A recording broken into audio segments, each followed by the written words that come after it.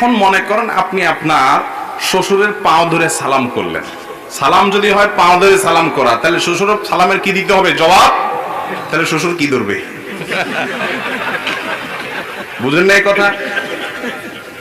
কথা বুঝেন নাই? সালাম দিলে সালামের জবাব দেওয়া ওয়াজিব। সালাম দিলে সালামের জবাব দেওয়া কি রে ভাই? ওয়াজিব।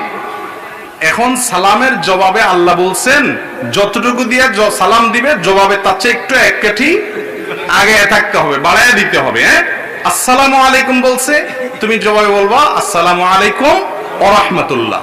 কেউ আসসালামু আলাইকুম ওয়া রাহমাতুল্লাহ বলছে, তুমি জবাবে বলবা ওয়া আলাইকুম আসসালাম ওয়া রাহমাতুল্লাহি ওয়া বারাকাতুহু। একটু বাড়ায় বলা উত্তম, কমপক্ষে অতটুকু। তাইলে এবার আপনি আপনার শ্বশুরকে পা ধরে সালাম দিলেন। আব্বার সালাম, আপনি শ্বশুর মানুষ, ওনাকে সালাম দিলেন পাও ধরে। এবার সালাম, শ্বশুরের সালাম দিলে সালামের জবাব দেওয়া লাগে না? তাহলে শ্বশুর কিভাবে জবাব দিবে বলেন? আল্লাহ বলছেন সালাম যতটুকু দিয়ে দাও ততটুকু দিয়ে ফেরত দাও, অথবা তার চেয়ে বাড়ায় দাও, না পারলে অতটুকু দাও। তাহলে শ্বশুর কমপক্ষে আপনার পাও ধরতে হবে, আর বাকি এর চাইতে আর নিচে নামবে কোথায়? পায়ের নিচে তার কিছু নেই, ঠিক না ভাই? ঠিক। তাহলে বোঝা গেল এটা কোনো সালাম না। সালাম হবে মুখে ভাই, সালামের সাথে পায়ের কি সম্পর্ক?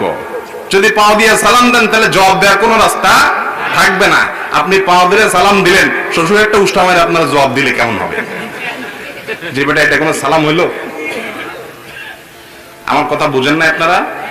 এই জন্য ভাই সালামের সুন্নাহ সম্মত পদ্ধতি হলো মুখ দিয়ে সালাম দিতে হবে। কি দিয়ে সালাম দিতে হবে? কোরআন হাদিস আমাদেরকে সালাম শিখেছেন মুখ দিয়া। সালাম হলো শান্তির দোয়া, এখানে পাও ধরার সাথে কোনো সম্পর্ক নাই।